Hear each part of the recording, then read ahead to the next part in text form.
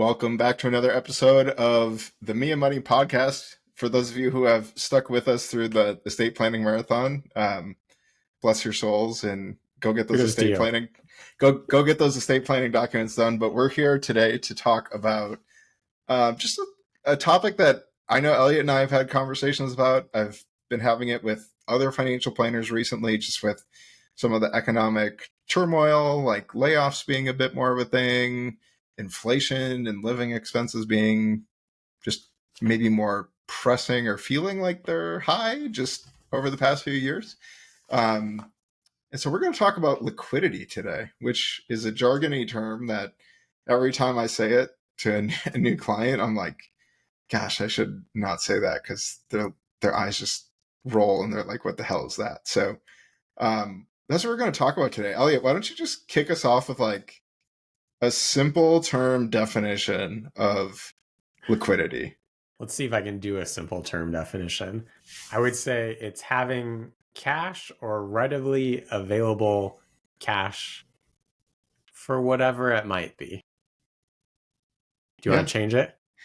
I would just add, or things that can easily be converted to cash. Not necessarily that we would want to in all situations, but one thing we were talking about before we hit record today was just the option to be able to use your money, and why that is almost, well, not always, but most of the times worth the cost of the opportunity cost, shall we say.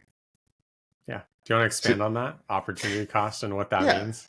Yeah. So for full transparency, I know longtime listeners, right? I have a lot less stuff behind me on the wall. Like, we're in the process of trying to sell our house. And for those of you listening, you're probably like, oh, like, what the heck's wrong with your house? Because like the housing market's red hot, right? But there's also like 30% more inventory in our part of town than there was last year. So it's just like the housing market is shifting a bit. And so what made me think about this topic today is we're in a position where we don't need to sell our house, but we want to sell our house.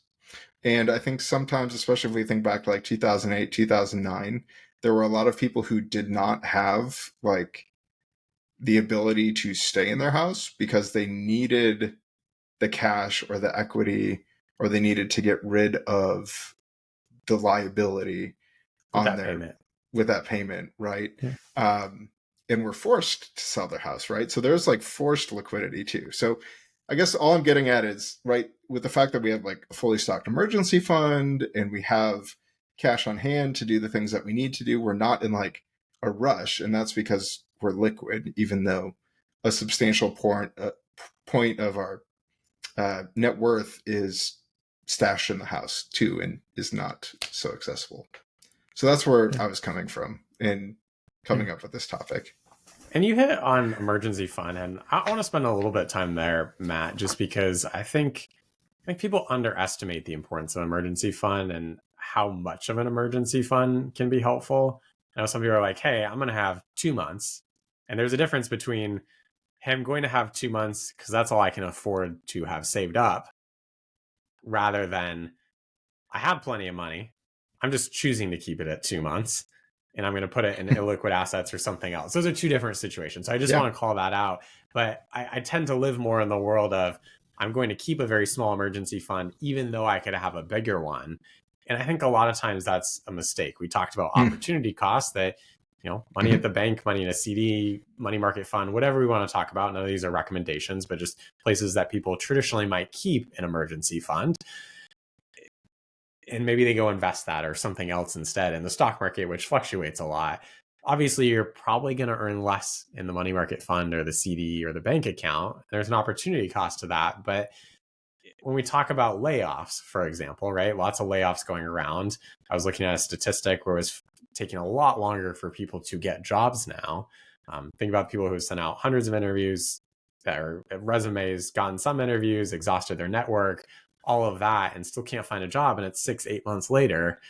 Well, if you have a 2-month emergency fund, and that was by choice, you're going to be forced, and stocks have done okay. So to sell off some stocks, probably it's been okay, but there's been other periods of time where stocks haven't done as well, and you're forced to sell that as low or make other decisions. And I think that's where you started to talk a little bit about the flexibility and sort of not having to make a choice, but you can choose other options because you have that liquidity.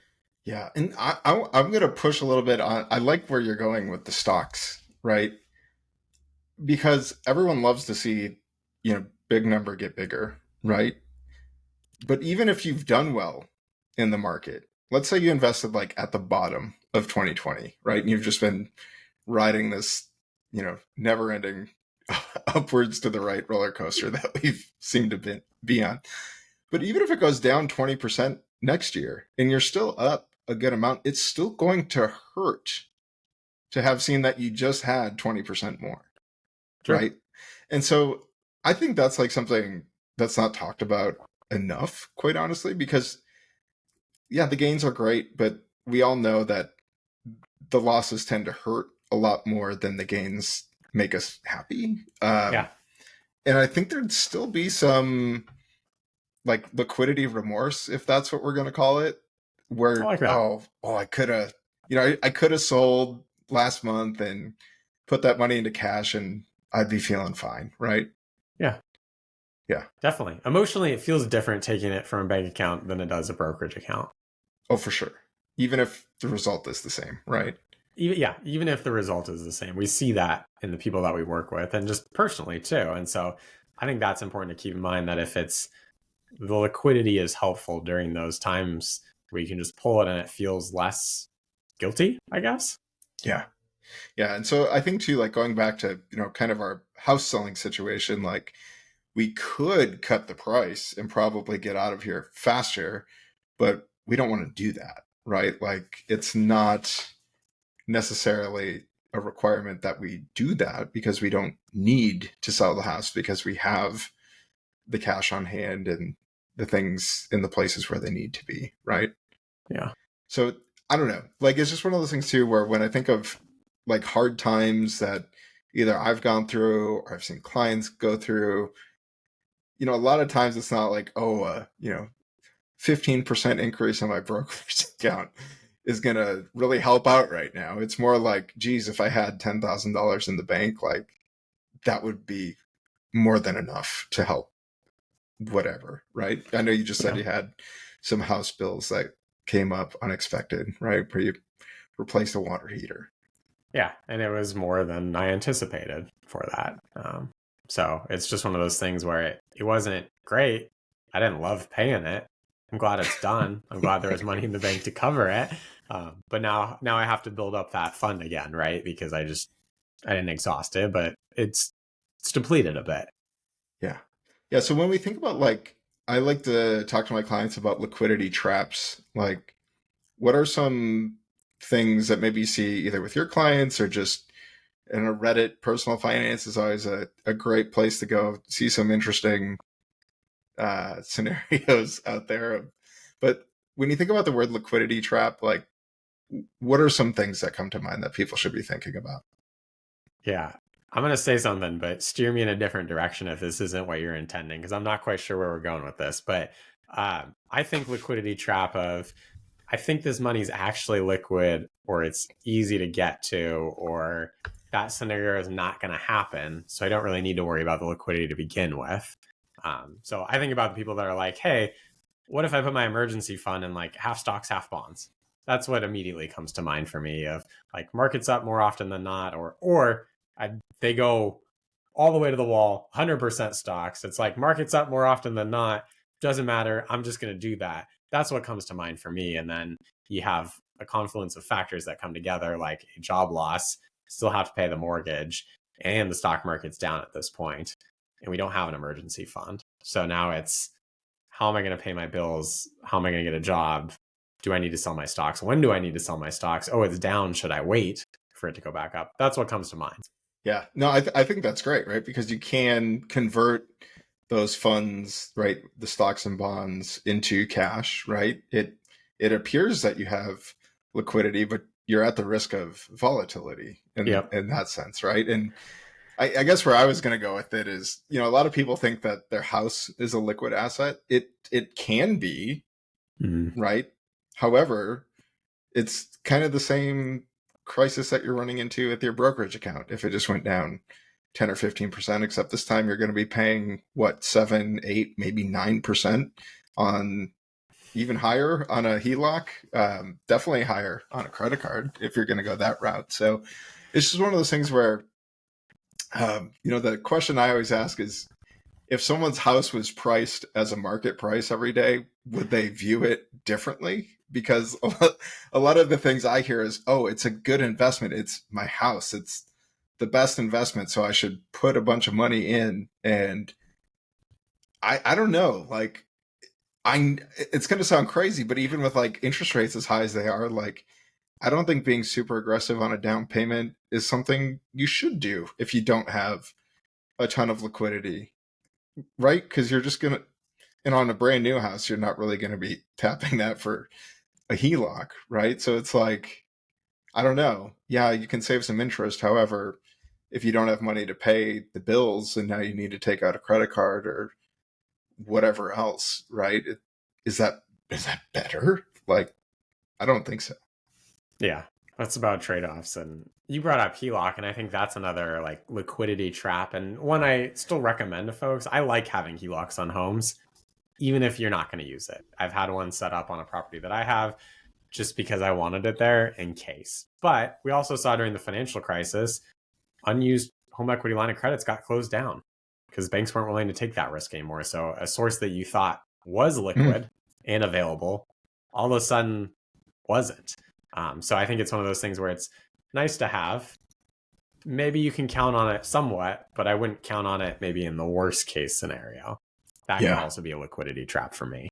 Yeah. And I just see this a lot like with the maximizers, like, and that's something I'm very tuned in on. Like, I just, it's fascinating to me, like how people approach everything. But, in some cases where I have like a cash flow constrained client, or like maybe they are going through some job search or whatever, it's like, look, I know paying interest sucks. Like, I hate it just as much as the next guy.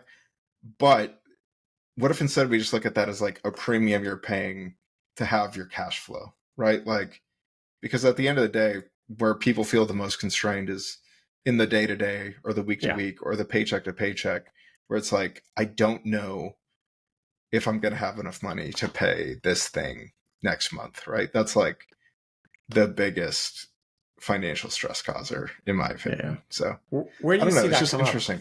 I like that framing of it's the premium you pay for the liquidity or the cash flow. Like, what do you see them paying interest in, and sort of how do you guide around that? Yeah, I mean, I think it's even if you have enough money to pay off your mortgage, but maybe you also have things you want to go do, right? Like, that's probably not necessarily like the paycheck to paycheck scenario that I just played out, but if you have, equal amounts, let's say you have $100,000 left on your mortgage, and even if it's just sitting in a high yield savings account and earning 3 versus, let's say worst case, like 6 or 7 on your mortgage, right? It's like, well, yeah, but there's things you want to go do in the next year or two, and there's not necessarily going to be another sum of money coming to do that thing. Is it really that bad if you pay a little bit more of mortgage interest, but you get to go do the thing that you wanted to do? Or if you do lose your job, you're not going to be like sweating about what you do in the meantime, or that means we won't have to touch your investments if they go down 20% in value next year. Like, I don't know. I think it's just a very interesting thing, no pun intended there, where I feel like a lot of people have like this burning desire to put all their money into, let's just call it in a liquid asset as a house, or pay off the car, which, geez, depreciating asset, right? I don't know. It's just an interesting thing. And a lot of times once they understand the concept of being liquid and being able to have some financial flexibility when the thing happens that we, like you said, don't expect to happen. Yeah. I think it's a really valuable thing. Definitely. I think it's the liquidity represents freedom and flexibility to make the decisions you want to have in your life. Without Why it, didn't you start with that definition, Elliot? That was beautiful. I'm not sure I can even repeat it now, but it goes back to the idea that if you don't have liquidity, you may be forced to make a decision you don't want to make Yeah. at whatever time. And that, I think people underestimate that freedom and that flexibility that it represents, as they're maybe trying to maximize other things, right? Yeah. You read threads online, you go meet with maybe even an advisor who says, like, let's maximize this to the extent possible. But you might not be a maximizer yourself. I'm not in every aspect of life either. I like simplicity and I like flexibility and freedom when it comes to it, and not being forced to make decisions because of these outside influences. I can say, hey, I don't have to make that choice right now. I can choose to do it later or not at all. Right. And I think that's kind of what I'm driving at, right? You just said it, like, I can make that decision later. Like, you could, I think, especially now where we sit in this, I don't even know if we can call this an economic cycle. Like, I don't know. Like, we're kind of we've been in uncharted territory for the last 5 years, right? So it's like, we could always go and pay that mortgage off. Let's say we go and pay it off 2 years from now because, the wand gets waved and all this uncertainty's gone, right? Are you really going to, like, be upset that you paid 2 more years of mortgage interest? Probably not. Whereas if you go and sink all that money into the house and then 2 years later we have to go take out a HELOC at who knows, right? There's going to be some allegedly rates are going to go down. I guess this will be released post-Fed, so maybe we'll see. But it's just one of those things where I feel like people sign themselves up to, like, the worst possible outcome of the maximization before they even know what the worst possible outcome could be. Yeah. Yeah. There's a lot of behavior in that to be studied. Yeah. So it's just been fascinating. And I've just seen it a lot where, like, having your house paid off in retirement, great thing if you have other assets on your balance sheet. If your house is your only asset that's driving that net worth, and I've seen it, it's like, well, I don't know. Like, I'd almost prefer you save for retirement instead of pay off your mortgage, because that trip you want to take when you retire, like, you can write checks from your house, but it's pretty expensive right now to do that.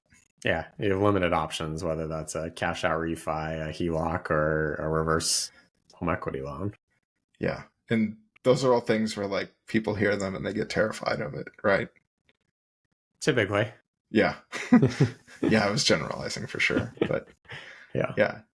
Yeah, that I'm curious though too, like, on a lot of what we've been talking about is just, it's kind of that unknown. Like, and you said you like simplicity and flexibility. So when you're thinking about it yourself, like, what are some ways you actually deploy this in your own personal finances? I mean, we talked about it, but just the cash on hand. I have more cash on hand than most people would recommend generally. And that gives me freedom and peace of mind, because I know if the market goes down, I'm okay for the foreseeable future. Or if I do have a home repair that's 4 times the cost of what I thought it was going to be, I can write the check for it. I don't enjoy it again, but I can do that without feeling like, oh, I got to go sell these assets, or I got to figure out what I want to sell. What are the tax consequences? All of that. It's just simple. Mm-hmm. It's a check, and I can move on with my life. I can complain about it a lot, but I can move on with my life.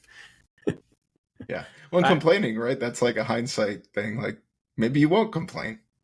Yeah. I mean, it's certainly less of a complaint than, oh, shoot, where am I going to get the money from? Or I need to go borrow it or do something like that. Or take it out of your retirement or whatever. Yeah. So, yeah. I don't know. Yeah. Do you have ways that shows up for you? I just think back to, like, the past 4 years of starting the firm. Like, again, I think we both were there where it's just like, oh, we didn't save for retirement the first year of our business. It's like, that's the most non-financial planner thing to do. But it all goes back to what you're optimizing for, right? Like, if you're starting a business, right, you may be optimizing for something that's going to allow you to do what you do for a longer period of time. Like, I don't think I could work until 65 in my last job, but I think I could work beyond 65 in my current job. So it's like, Yeah.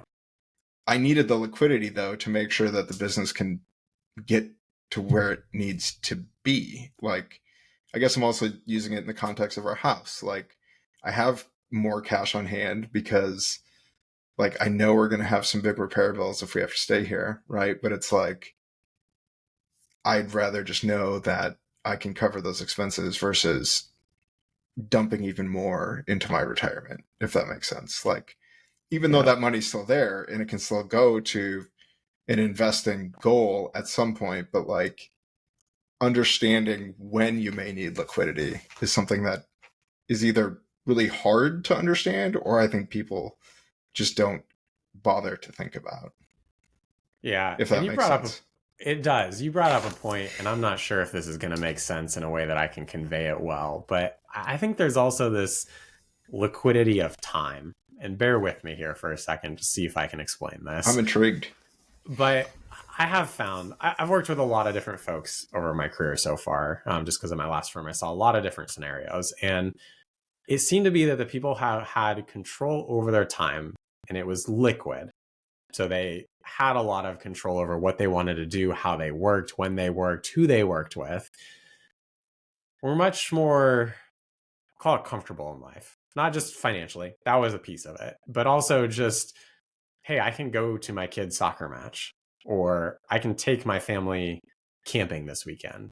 I don't have to be on that sales call or that all hands meeting at this big, large tech company, as an example. These people often own businesses in a way, and it wasn't always this way. They grinded for a long time, but they got it to a place where they had a better structure, or they had sold a business, or they just had a good job with very good boundaries that they were able to set to be able to do that. And I think that that's something that is hard to do. I don't think everybody can do it. And I don't know, I don't have a roadmap to sell you to get there either. I think it's one of those things that is really hard to figure out internally. But as you were talking, Matt, that's what I heard of, like, hey, I can't do the previous job past or 265. Right. For me, that was an absence of liquidity and time in the way that you worked. But my new job, I can do that past 65, I think, because I have more liquidity over my time and other things that I'm doing. And that's really interesting because I think a lot of people, I think financial lack of liquidity constrains people's ability to have time liquidity. 100%. Because you get to the point, and it's lifestyle creep, right? Like, lifestyle creep is kind of I don't know if I'd call it a liquidity trap, but it's certainly a barrier to time liquidity, right? Yeah. Where if you need to take that promotion in order to feel liquid at home, then you've just given up your time, right? Like, or your sustainability of your job. I really like where you're going with that. I think that's an interesting framework you got going there. I think it's an important one, and it's a hard one to conceptualize. It's a hard one to explain. I'm still trying to figure out how to verbalize it. But I've known, like, we've talked about the financial constraints. I've also known people who didn't have great amounts of wealth, right? They didn't sell a business. They didn't do that, but they had control over their time, and life was good for them. So I think that's, as you think about lifestyle creep, you think about the life that you want to have and what financial resources it takes. Think about what trade-off you're willing to make between time and money and the liquidity of both. Because in my experience, it's right. If you have a lot of financial liquidity, you may have a lot less time liquidity if you're in your working years. Retirement's a different beast in of itself, because you're giving up a lot of that time. You have to do these things that other people require of you to make that income. If you don't set it up in a way where you have boundaries, you can do all those things. There's exceptions to it, but that's been my experiences. It's kind of a teeter-totter, if you will. Yeah. Well, I think another good example of that's starting to blow up quite a bit is like the whole buy now, pay later thing, right? Like, oh yeah, right, their whole design is like to keep you more liquid, right? Like, rather than spending $1,000 at once, they're saying, oh, well, you can just spend $100 a month for the next 10 months. But when you start stacking those up, now you have $1,000 a month of payments it's that a you future didn't claim on your time. want, right? And but that is like it's an interesting downside to liquidity, right? It keeps you more flexible, and when you have flexibility, like you can go down an even worse path, right? Like Yeah. because the rails have kind of been widened on the road, so to speak, and so yeah, that is interesting to think about. But Sometimes those restrictions or rails put in place are helpful. And I think here in Madison's actually a good, I'll relate this to driving here. There are certain roads that are 25 miles per hour, but are built in a way that you can go 50 miles per hour very easily. yeah, Right. And then there are other roads with sidewalks very close by or trees or that sort of thing that keeps you actually going 25 miles per hour and the road bends. It's not just straight. So I think that's a good sort of thing to keep in mind with those buy now, pay laters, or more availability, more features, more everything. Sometimes it isn't for the best. yeah, yeah. I actually knew, really random fact, but I knew a city planner, and like he said, people will go as fast as you build the road to allow them to go. And there's a lot of data out there to suggest, like even here in Madison, when they added that flex lane to the belt line, and for those of you not in Madison, it's like the worst traffic situation in Madison. But they added a lane, and now like speeding has increased like 30% since they added another lane to that road, like which creates more dangerous driving.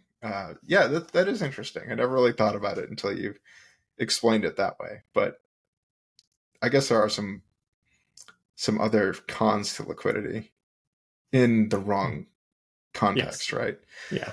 But I also wanted to end with a fairly wealthy person that I know, and he said, I don't really like buying expensive things, but the thought of knowing that I could is most of the value, and Yeah. that like really resonated with me and stuck with me, where it's not so much like just because you have the money you're going to go spend it, but knowing that you could is where we get a lot of our comfort and security from. So I just think that's a good place to end it, and understand that, look, we're not saying it's bad to pay off a mortgage or it's bad to invest aggressively for retirement, but it has to be within the boundaries of what your cash needs are going to be, right? Because if you disrupt those investments in order to pay your bills, it could not be a problem, or it could be one of the biggest financial mistakes that you make of your whole life and ruin decades of hard work. That's a good way to end it. All right. Well, we'll end it up there. Thanks for playing along, Elliot. And I'm really going to be dwelling on your time liquidity. I like that a lot. Maybe we'll do some more with that later. All right. Sounds good. See ya. Take care.